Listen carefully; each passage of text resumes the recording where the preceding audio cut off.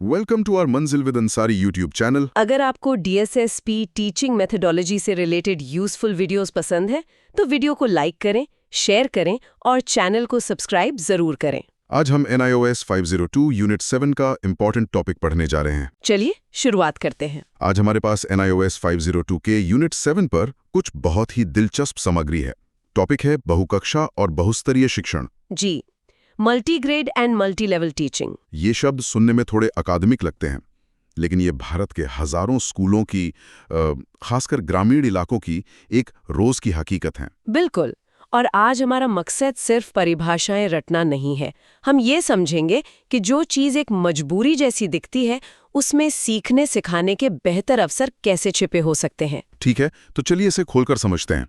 सबसे पहले तो यही दो शब्द, बहुकक्षा यानी मल्टीग्रेड और बहुस्तरीय यानी मल्टी लेवल, सुनने में काफी मिलते जुलते हैं।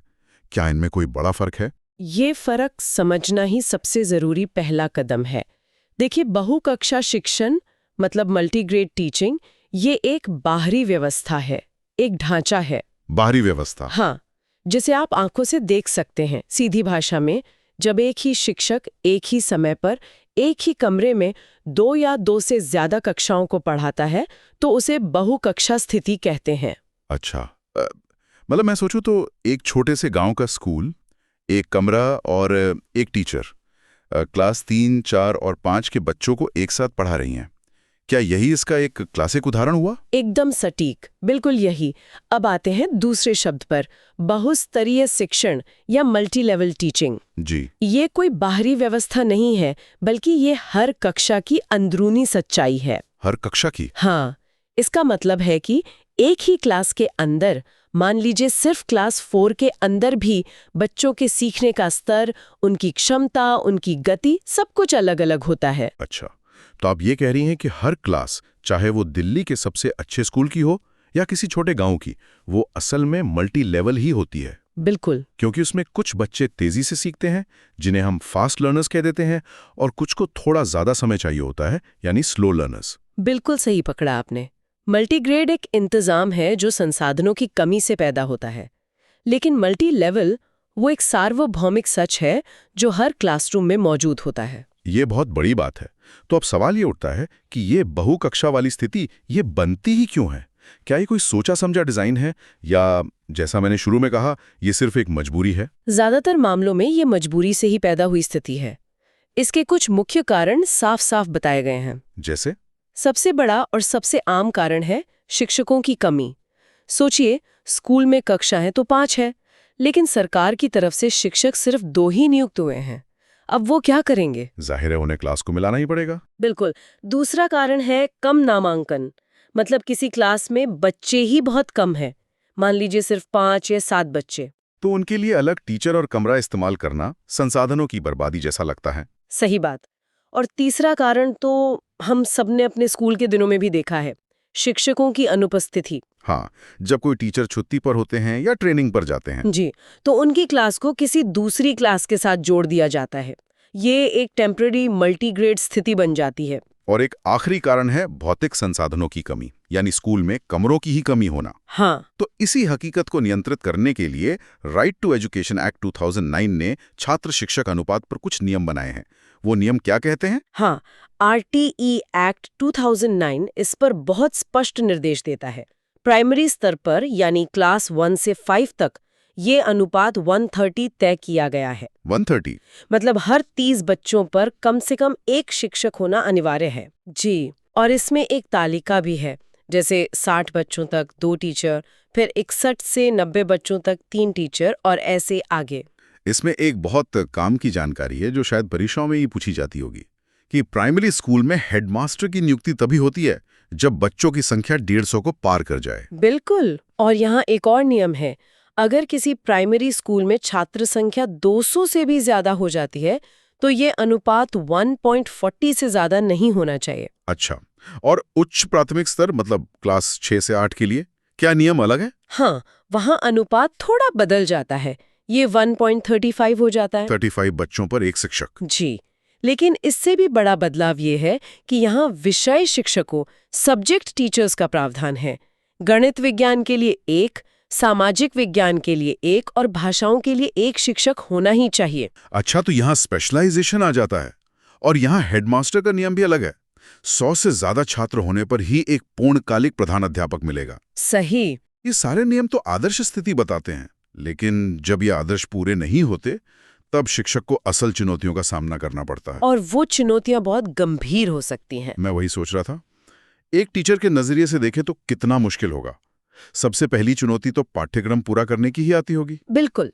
सिलेबस कैसे पूरा होगा जब आपका ध्यान और समय 3 क्लासों में बटा हो? और ध्यान भी तो बढ़ता है, जिसे डिवीजन ऑफ अटेंशन कहते हैं। हाँ, आप चाहकर भी हर बच्चे पर उतना फोकस नहीं कर पाते। और इसी से जुड़ी है अनुशासन की समस्या। जब आप क्लास 3 को पढ़ा रहे हैं तो बहुत संभव है कि क्लास 5 के बच्चे शोर मचाएं। और योजना बनाने का बोझ तो तिगुना हो जाता होगा ना। एक ही समय के लिए आपको 3 अलग-अलग लेसन प्लान बनाने हैं। ये तो बहुत थका देने वाला काम होगा। बिल्कुल। और इन सब चुनौतियों के ऊपर जो सबसे बड़ी चीज है वो है शिक्षक का अपना रवैया। अगर शिक्षक इसे एक सजा या बोझ मान ले तो उसका असर बच्चों की पढ़ाई पर दिखना तय है। लेकिन अच्छी बात यह है कि इन नोट्स में सिर्फ समस्याएं नहीं बल्कि समाधान का एक पूरा ढांचा दिया गया है। जी, और यहीं पर ये चर्चा सबसे ज्यादा व्यावहारिक हो जाती है। इसमें प्रबंधन के लिए 4 मुख्य स्तंभ बताए गए हैं। चलिए एक एक करके इन्हें समझते हैं। पहला स्तंभ है कक्षा संगठन या क्लासरूम ऑर्गेनाइजेशन। इसका क्या मतलब है? इसका सीधा संबंध क्लास के फिजिकल स्पेस से है। सबसे जरूरी है बैठने की व्यवस्था में लचीलापन। मतलब हमें वो पारंपरिक लाइनों में बैठी हुई क्लास को भूलना होगा। तो फर्नीचर ऐसा हो जिसे आसानी से हिलाया जा सके, जैसे यू शेप सीटिंग। बेहतरीन उदाहरण है। यू शेप सीटिंग में शिक्षक बीच में रहकर हर बच्चे तक आसानी से पहुंच सकते हैं। इसी में एक लर्निंग कॉर्नर का आइडिया भी दिया गया है। मुझे ये बहुत दिलचस्प लगा। हाँ, ये बहुत कारगर है। मतलब क्लास में एक कोना बना देना जहां किताबें, चार्ट्स, टीएलएम रखे हों, ताकि जब टीचर एक ग्रुप के साथ व्यस्त हों तो दूसरे बच्चे वहां जाकर खुद से कुछ सीख सकें और आत्मनिर्भर बने। अब आते हैं दूसरे और शायद सबसे महत्वपूर्ण स्तंभ पर, समूह बनाना यानी ग्रुपिंग। अगर बच्चों को सही तरीके से समूहों में बांट दिया जाए तो शिक्षक की आधी समस्या वहीं हल हो जाती इसके है। 2 मुख्य तरीके बताए गए हैं।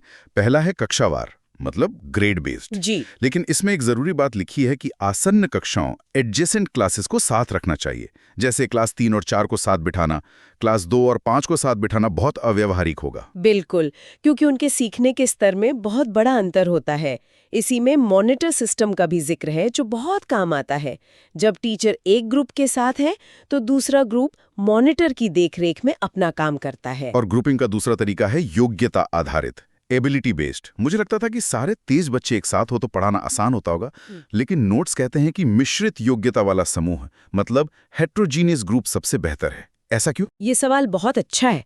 देखिए, समान योग्यता वाले समूह, होमोजीनियस, बनाने का एक बड़ा नुकसान है। जो बच्चे धीमे सीखते हैं वे हमेशा एक दूसरे के साथ रहकर हतोत्साहित महसूस कर सकते हैं। अच्छा। वहीं मिश्रित समूह में जहां तेज और धीमे सीखने वाले बच्चे साथ होते हैं वहां पीयर ट्यूटरिंग का जादू काम करता है। पीयर ट्यूटरिंग यानी बच्चे एक दूसरे को पढ़ाते हैं। हाँ, एक होशियार बच्चा किसी ऐसे बच्चे की मदद करता है जिसे वो कॉन्सेप्ट समझ नहीं आया। लेकिन क्या इसमें ये खतरा नहीं कि वो सिर्फ जवाब बता दे? अब ये एक जायज चिंता है, लेकिन इसके फायदे ज्यादा हैं। इससे सिर्फ सीखने वाले का नहीं, सिखाने वाले बच्चे का भी फायदा होता है। वो कैसे? किसी को कोई कॉन्सेप्ट सिखाने के लिए आपको खुद उसे बहुत गहराई से समझना पड़ता है। इससे उसका अपना ज्ञान और भी पक्का हो जाता है। वाह, ये तो विन विन स्थिति है। और इससे बच्चों में प्रतिस्पर्धा की जगह सहयोग की भावना भी बढ़ती होगी। बिल्कुल। अब तीसरे स्तंभ पर चलते हैं, जो है TLM का उपयोग, टीचिंग लर्निंग मटेरियल। नोट्स में इसे एक बहुत सुंदर नाम दिया गया है, दूसरा शिक्षक। दूसरा शिक्षक, ये बहुत शक्तिशाली विचार है। मतलब जब असली टीचर व्यस्त हैं तो दूसरा ग्रुप इस दूसरे शिक्षक यानी TLM की मदद से खुद सीख सकता है। एकदम, जैसे फ्लैश कार्ड्स, चार्ट्स या मॉडल्स। मैंने एक स्कूल में देखा था जहां टीचर ने गत्ते के टुकड़ों पर सवाल और जवाब लिखकर एक क्वेश्चन बॉक्स बना दिया था। अच्छा। बच्चे उस बॉक्स से कार्ड निकालकर एक दूसरे से सवाल जवाब करते थे। क्लास में शांति भी थी और बच्चे खेल खेल में सीख भी रहे थे। और अनुशासनहीनता भी कम हो जाती होगी क्योंकि बच्चे व्यस्त रहते हैं। सही बात है। और चौथा स्तंभ है पाठ योजना, लेसन प्लानिंग। जाहिर है एक अच्छी योजना के बिना बाकी तीनों स्तंभ बिखर जाएंगे। इसके लिए क्या तरीका बताया गया है? इसके लिए एक चक्रीय प्रक्रिया का सुझाव है। 3 चरण है। पहला, टीचर गाइडेड एक्टिविटी, जिसमें शिक्षक सीधे बच्चों को कुछ नया सिखाते हैं। ठीक है। दूसरा, प्योर वर्क, जिसमें बच्चे आपस में मिलकर अभ्यास करते हैं। और तीसरा, सेल्फ स्टडी, जिसमें हर बच्चा स्वतंत्र रूप से काम करता है। इसका एक 20 मिनट रोटेशन का उदाहरण भी है, जैसे ग्रुप ए टीचर के साथ तो ग्रुप बी सेल्फ स्टडी कर रहा है, फिर 20 मिनट बाद ग्रुप बी टीचर के पास आ जाएगा। जी, ये एक बहुत व्यवस्थित तरीका है। सुनने में बहुत व्यवस्थित है, लेकिन क्या ये शिक्षक पर बहुत ज्यादा दबाव नहीं डालता? शुरुआत में डालता है, लेकिन एक बार सिस्टम बैठ जाए तो ये शिक्षक के काम को आसान कर देता है। अगर हम पारंपरिक एक कक्षा और इस बहुकक्षा व्यवस्था की तुलना करें तो दोनों में बहुत फर्क है। हाँ, वो तुलना दी गई है। मोनोग्रेड यानी एक कक्षा में लेक्चर मेथड हावी रहता है, बच्चों में कंपटीशन ज्यादा होता है और वे पूरी तरह शिक्षक पर निर्भर रहते हैं। बिल्कुल, लेकिन मल्टीग्रेड व्यवस्था अगर उसे सही से लागू किया जाए तो बच्चों में अलग कौशल विकसित करती है। यहाँ शिक्षक की भूमिका लेक्चरर की नहीं, बल्कि एक फैसिलिटेटर, एक सुगमकर्ता की हो जाती है। और बच्चों में सहयोग की भावना बढ़ती है। और सबसे जरूरी, वे आत्मनिर्भर, सेल्फ डिपेंडेंट बनना सीखते हैं, अपनी लर्निंग की जिम्मेदारी खुद लेना सीखते हैं। इन सभी रणनीतियों को जमीन पर उतारने का एक बहुत ही प्रसिद्ध भारतीय मॉडल है ऋषि वैली दृष्टिकोण या रिवर।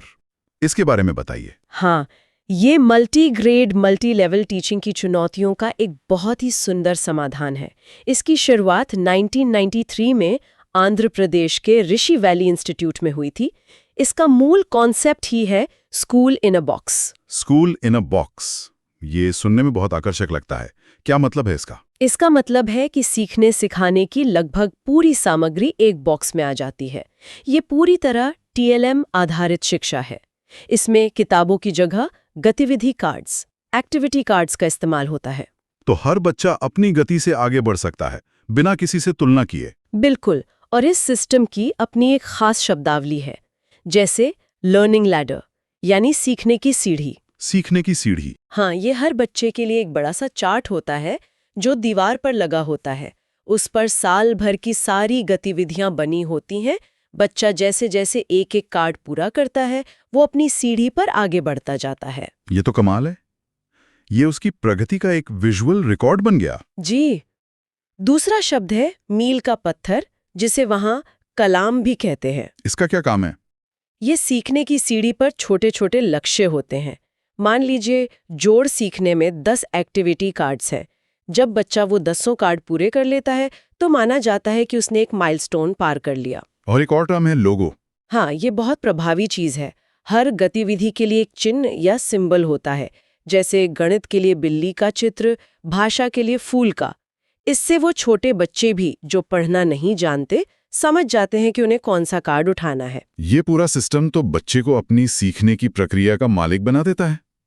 शिक्षक की भूमिका यहाँ क्या रह जाती है? शिक्षक यहाँ एक मैनेजर, एक गाइड, एक मोटिवेटर बन जाता है।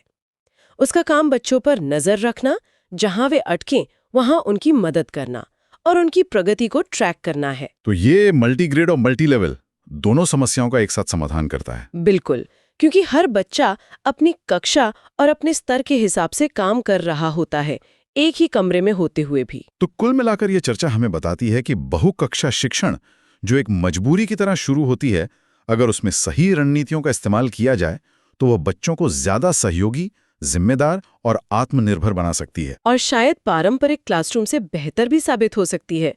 ये हमें सोचने पर मजबूर करती है कि क्या सीखने का एक ही सही तरीका है या अलग-अलग परिस्थितियों में अलग-अलग तरीके ज्यादा कारगर हो सकते हैं। ये वाकई में एक बहुत ही गहरी और व्यावहारिक जानकारी थी। ये था NIOS 502 यूनिट 7 का कंप्लीट एक्सप्लेनेशन। अगर वीडियो हेल्पफुल लगी हो तो लाइक और शेयर जरूर करें। नेक्स्ट क्लास में मिलते हैं।